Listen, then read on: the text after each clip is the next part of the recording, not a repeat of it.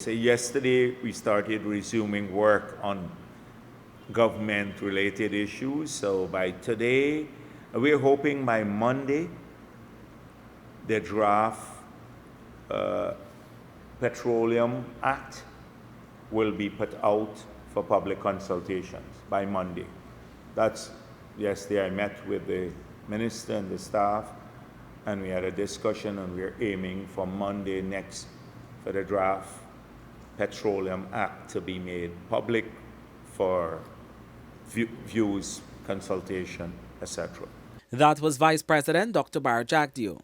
A 1986 Petroleum Act is among the pieces of legislation governing Guyana's nascent oil and gas sector, but many have complained that the law is outdated. Last year, Dr. Jagdeo said the law would be amended by March 2023.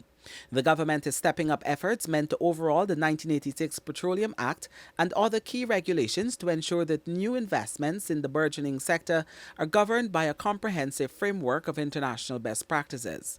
The announcement of impending legislation changes is also happening while the government is finalizing new oil contracts deemed model petroleum agreements. The PSA, we have the two models incorporating all the comments before us already, both for deep water and shallow water, because there'll be two different models, one for deep water and one for shallow water. And those have already incorporated the comments, so it's now for another policy review, and I will finalize it because we've already gotten comments from everyone. We're hoping that even at the late stage, the opposition could have still sent in their views. They have not sent in anything. Those new contracts will be inked between the government and the countries or companies that successfully bid for the 14 oil blocks. The oil blocks on auction are for shallow and deep water areas, and Jagdeo said there are separate PSCs for both. The government has received a number of responses from oil companies to draft model PSC, and Jagdeo said previously that although there has been some pushback to the fiscal terms, the government will not alter them.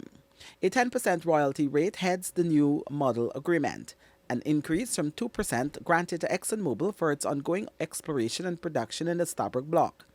The 75% cost recovery ceiling has been lowered to 65%. The sharing of profits after cost recovery will remain at 50-50 between the government and the contractor. Additionally, a corporate tax of 10% will be instituted where there was none before. For the newsroom, Campbell.